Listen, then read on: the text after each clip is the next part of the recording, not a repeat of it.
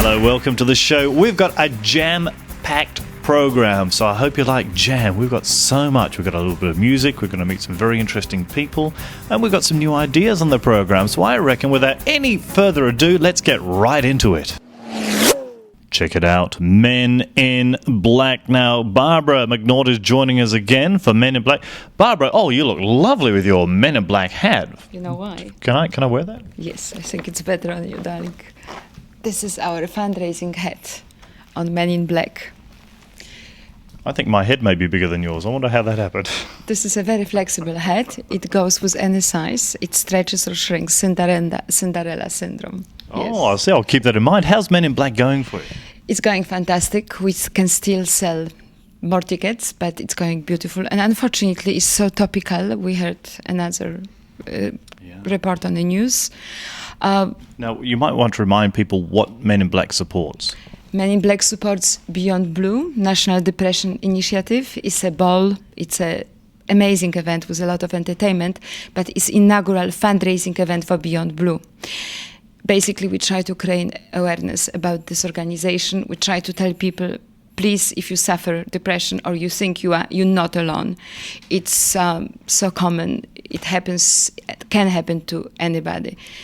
We have quite amazing guest speaker, who is the Under-Treasurer Tim Marney, State Advocate for Beyond Blue, who obviously has experienced depression and represents this amazing company. And we have the CEO from Beyond Blue arriving in Perth for this event. Now, very, very happy event. Again, we have a band, we have a dancing, we have entertainment, and we can win $10,000 on a night, which has been generously donated by Bendigo Bank. We will have this hat as a fundraiser with lucky numbers. Everybody that buys the hat stands a chance to win $10,000 on a night. I love that idea. So, how much fun will that be? So it sounds like it'll be a party there. It is a ball, actually. It is a ball. Amazing. And you will be there helping us yes, indeed. to find the most inspiring man of the year. Because that's another thing. We are awarding the most inspiring man of the year. So what does it take to be an inspiring man, do you think? Over 18. And there is no restriction in terms of professional involvement or activity. Any man over 18 that has inspired community or those people around him. So ladies, nominate this inspiring man. They bring you roses every week, yes? It can be anybody has done inspiring things. This is not business award. I mean, obviously, we're not excluding. As I said, this is for the unsung heroes. Yes. What a good idea! I love these ideas. So, if there's an inspiring man in your life, I guess it could be a father as well. It could be brother, an father, uncle. dentist, doctor, anybody that inspired someone, or keeps inspiring people, or has done something amazing, or just inspiring. I like it. And helping out Beyond Blue, too, is so powerful because we talked about this before, the tragedy with depression is that often people hide it. And you'd think, well, if you're feeling a bit depressed, how or why would you hide it? But they do, and they're really masterful at it. And as I previously mentioned, this is a national men day as well. So we're concentrating on the men, although, of course, Beyond Blue helps everybody, people from all walks of life and all sexes. But as I mentioned before, men don't talk as much as women on any topic. So apparently the percentage of men that are hiding this is much higher than women. And there is so many forms of it. There is so many appearances of it. There is so many ways that you can express it and be helped. It's quite amazing website that talks about it. Wow, there's plenty to be thinking about. Now, what about some details for the big show, the Men in Black? When, where? Well, it's June 14th, Saturday night, June 14th, in Hyatt Regency Hotel. Please book at Box Ticketing. Visit John Lewis' website, momentumwf.com.au website, Beyond Blue website, of course. We still have a few days to complete the bookings, and just register and come and have a ball. I like that sound, having a ball. Have some, and why can't we have some fun? I love the idea of having fun, Barbara. Your parties are always fun. Thank you. Yes, they are, and it's many more coming. Yes. Well, we look forward to more. Thanks, Barbara. Thank you. Thanks for having me again. And see you on the 14th. Thank you, everybody.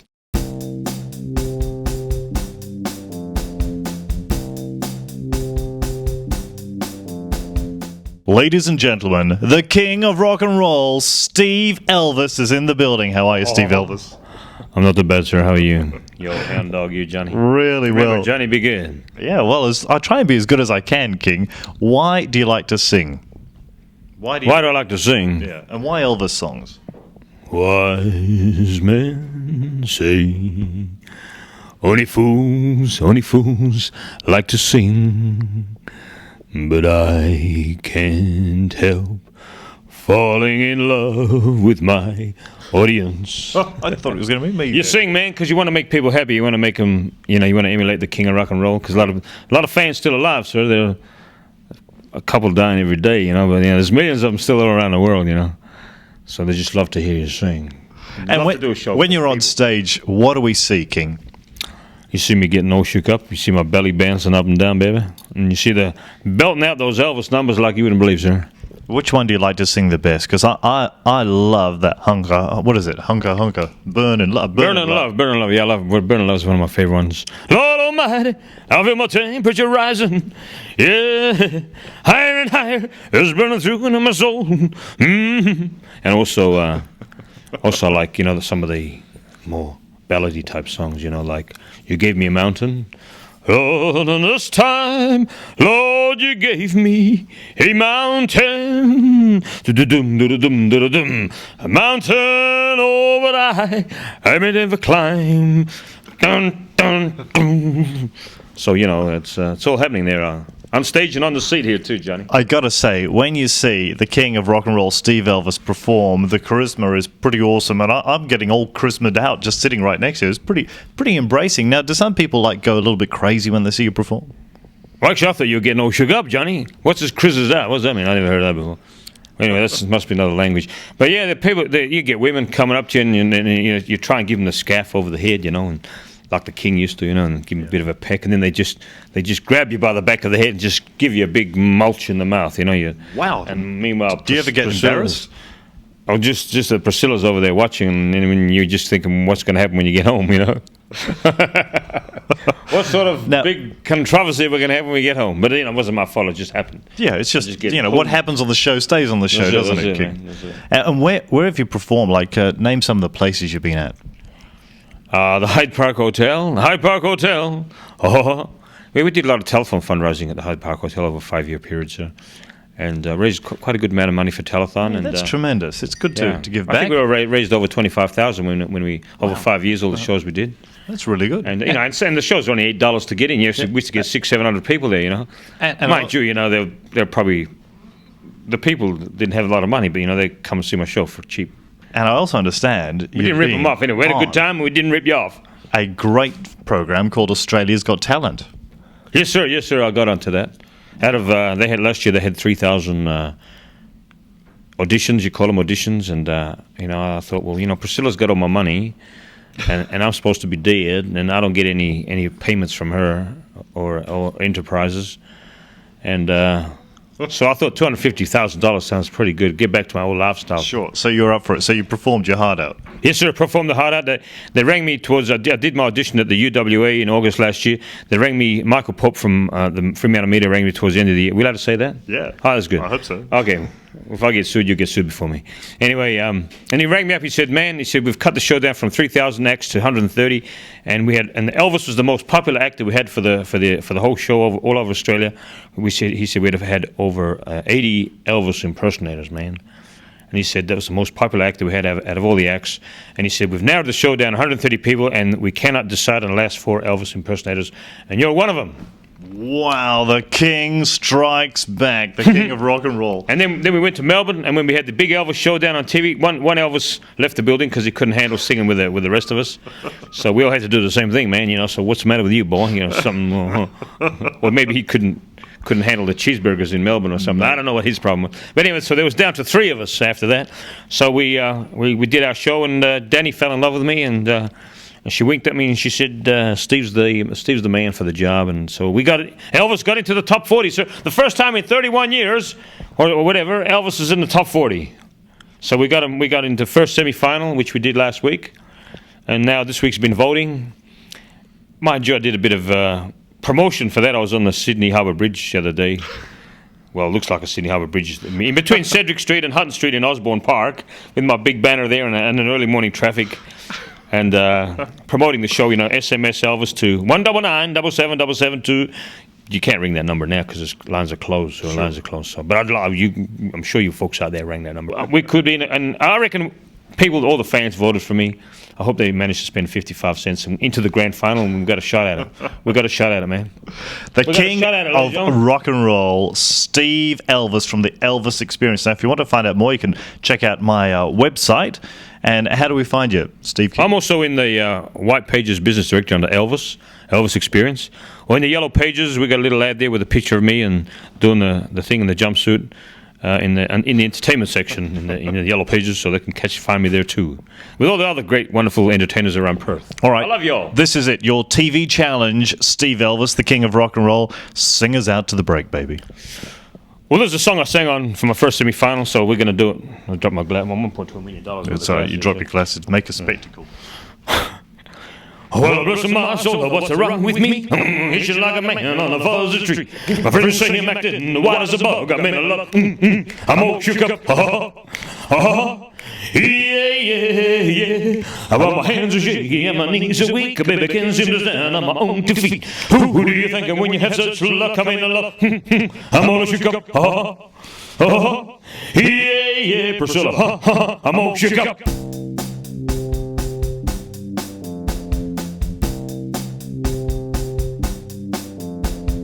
The Safety House of Western Australia. I love it. It's a very good organisation, and we've got the president with us. Hello there, Beth. Hello, John. How are you going? Yeah, really well. Tell us about the Safety House, because we have talked about it before, but for those just tuned in, what is a Safety House?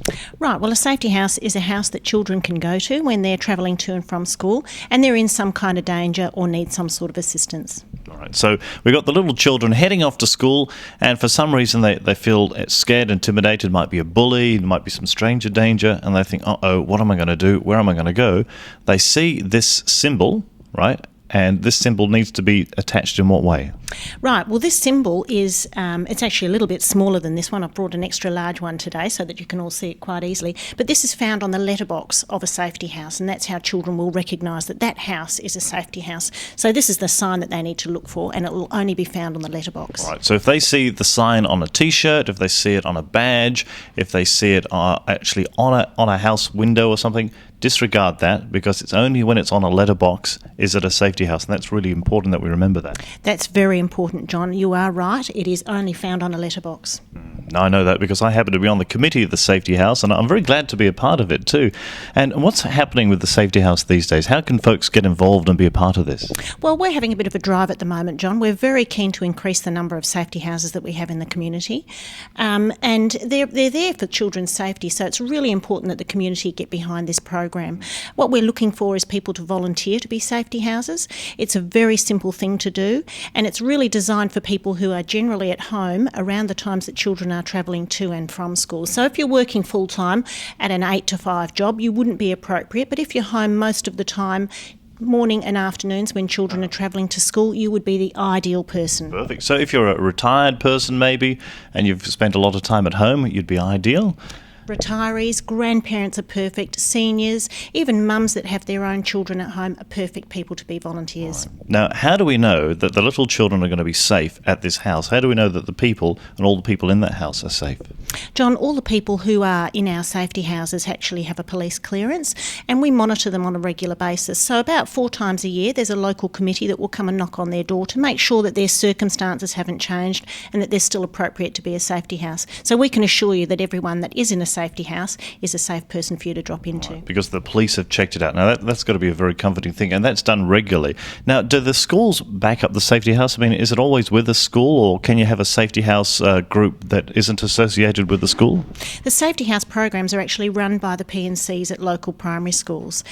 Some of our programs are quite small, and so they're all monitored by volunteers that belong to the P&C Association, but there's not a lot of work involved. So we're also looking for people who are willing to start up a new program at a primary school or to get involved with their current program. Oh, but you make it seem so easy. And is it fun? Like, do all the people get... In fact, I know all the people get together because we have our meeting once a year, don't we? We do. We have a number of functions during the year, John. One of them is the National Safety House Day, which is held in May, and the other is our Safety House Week for Western Australia, which is held in August, and we usually have a function. In the last few years, it's been held at SciTech, and we invite all the Safety House volunteers and their families and children to come along and celebrate Safety House Week with us. It's been fun. So we've been to SciTech. So what we do is we have a little meeting, and then we check out SciTech afterwards. We've gone to Underwater World as well. That's done right. that. We've even gone to the movies. Yes, and we've been to the museum as well. Oh, that's right too. So lots of fun things to do. But basically, the whole idea is we're bringing people together. But most importantly, the thing that the whole reason we have Safety House is so when the children go to school and when they come home from school, just that simple journey. And often they might have to go by themselves or maybe with a couple of friends. But if they feel intimidated, they see that sign on a letterbox. That's and then right. they can go to that house and ask for help. That's right, John. And I think a lot of parents are working nowadays, so a lot of younger children are walking to and from school on their own or riding their push bikes. So the Safety House is designed for those times, and it's if children are injured or, like you say, scared or approached by a stranger or chased by a dog, any of those reasons they can use a Safety House, but more particularly when they're going to and from school. Right. And the good thing too, I find too, if you've got safety houses on all the houses, you find there tends to be less trouble anyway. I think people see the signs and think, okay, well, let's not mess up in this neighbourhood because they're watching. Well, that's true. We do hope that Safety House signs act as a deterrent, John, yes, for sure. Now, I'm going to remind one more time. So the critical thing is if you see the Safety House sign, it needs to be on a letterbox. You might see it on a shirt, like this lovely shirt on this lovely badge. That's great for identification, but the thing is, unless it's on the letterbox of the house, it's not a safety house. That's right, John. It must be on the letterbox. Right. And you need more help? We absolutely do. So we look forward to anybody coming forward and making contact with their local primary school, or they can ring the Safety House office. Yeah, and what's the phone number, do you remember? It's 9271 7622. Say that again, I want to look at it. 9271 7622. That's the one indeed. Or you could check out my website. You can have a look at the website as well and get some more information, and that'll be on there forever. Beth, thanks very much for your time. Thank you very much, John. It's a pleasure to be here.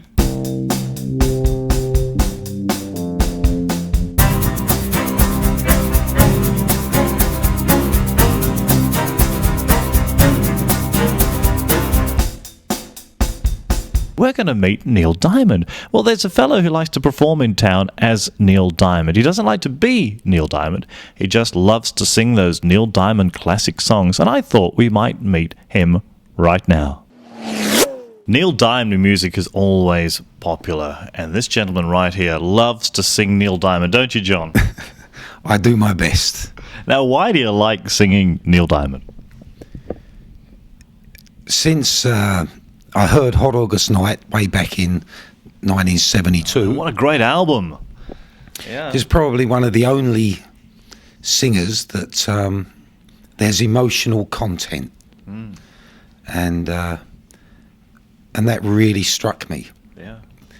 And that's what I try and portray when I sing his songs. Now, are his songs hard to sing? I mean, like some singers are really difficult to kind of get into their head. How do you get into the head of Neil Diamond?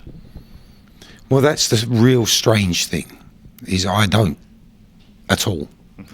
I don't impersonate Neil Diamond. It's what people see on stage is me. And my vocals apparently sound like Neil Diamond. They do. I've seen you sing, or I guess I should say I've heard you sing, and it's like watching Neil. Well, it's purely natural. And so what you're saying is when you're on stage, you're doing a very honest memory or honest interpretation of Neil Diamond, rather than trying to pretend to be the man. no, it's just me up there singing. There you go. You can't get much more honest than that. I think that's probably pretty honest. And what sort of songs would you sing? Name a couple of songs that folks are going to remember. Well, the obvious songs are Sweet Caroline, Song Sung Blue, Cracklin' Rosie, Holy Holy. How about Porcupine Pie? No, that's one I don't do. And no, I don't think people would enjoy that. I love that song, Porcupine. I've been practicing Porcupine Pie, Porcupine Pie. What is it? Vanilla Scoop? Vanilla Soup. No, I know the words. Oh, I nearly got him to sing it. A double scoop, please. Yeah. And what about some of the songs that Neil Diamond's written for other people, like the Monkey songs? Do you ever do those? There is only the biggest hit, of course, is I'm a Believer. And he released that, and it wasn't a hit. And I can't remember the name of the producers of the Monkees, but they heard Cherry Cherry. So they approached Neil Diamond and said to him, have you got any other songs that we can use for this band that we're putting together? And he said, yeah, I've got a few. And one of them was I'm a Believer. And of course the Monkees made it a hit and made Neil Diamond a very wealthy man. Yeah, I'll in the say process. they did. Now, I have a feeling, and I'm not sure if you know, or if I'm not even sure if I know, A Little Bit Me, A Little Bit You, I think it may have been a Neil Diamond song. It is, Yeah. yeah. Not one of his most well-known songs, but yeah, he wrote that, and the Monkees covered it. Gee, good music, isn't it? Now, do you get a buzz still when you're up on stage singing these songs? Because you would have sung them more than a couple of times now. Yeah, well, each time is different. It all comes down to the audience, and fortunately, I seem to get a good response from the audience.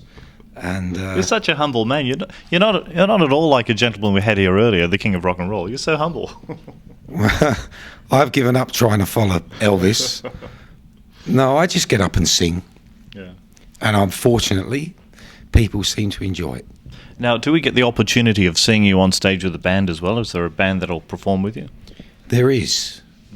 We finally got a band together, and we did our first show at the Bulldogs, which is the South Fremantle Footy Club. And it was a great success. How good is that? That was with Tom Jones, Ah, yes. albeit not the real Tom Jones. Oh, really? Oh. And that was a great success. And the band were hot, and it was great. Must And be a I real buzz. thoroughly enjoyed it. Wow. And it happens when you really enjoy the show, the time, it just flies by. Yeah. And you don't actually realise that you're singing these songs. It's like you're on remote control, Exactly. and it's a lovely feeling. What about your singing history? When did you discover that you could sing, that you had this ability? Purely by accident. You were in the shower one day. No. Never having sung before, up to about 7 years ago. And various things happened in my life that we can't talk about here. And that prompted me to go out. And I had a few drinks, and I ended up on stage. And I started to sing. And the next thing, the owners of the pub, they wanted to book me because they considered me a professional singer. Oh, good. It's amazing what lemonade can do. They wanted to book me for a show. So I said yes. And I jumped in the deep end. And it's sort of gone on from there. Good for you, John. What a great way to start. And, you know, I have heard of many rock and roll singers that have started that way. I think Shirley from the Skyhooks started in much the same way. The band rocked up. They didn't have their lead singer, and he said, "Oh, I reckon I can sing." That's all it takes. Just give it a go. Yeah, so there's a bit of inspiration for the folks at home. You know, just give these things a go. Just have a shot. John, Absolutely. are you ready? And you probably know where this is going. Are you ready for the TV challenge? No. But I'll give it a go. That's what we like. He'll give it a go. Your challenge right now is to sing us out to the break. Can you do that, John? Song sung blue, everybody knows one. You can sing along, John. Song sung blue, every garden grows one. every garden grows one.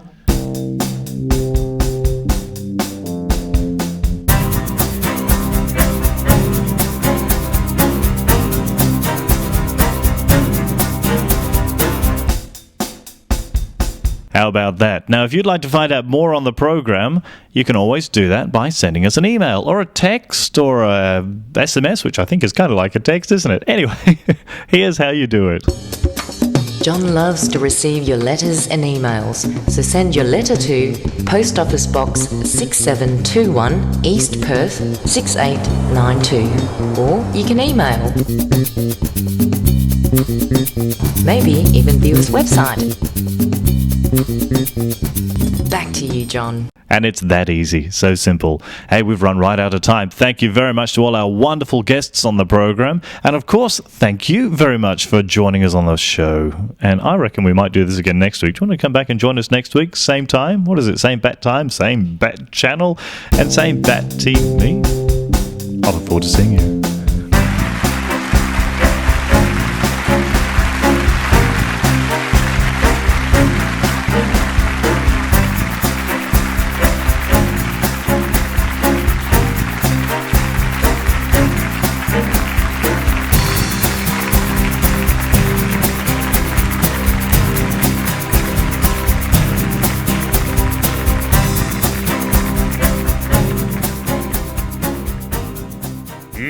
I can't walk out. Come on, Mr. Diamond. Give it to me. Because I love you too much, baby.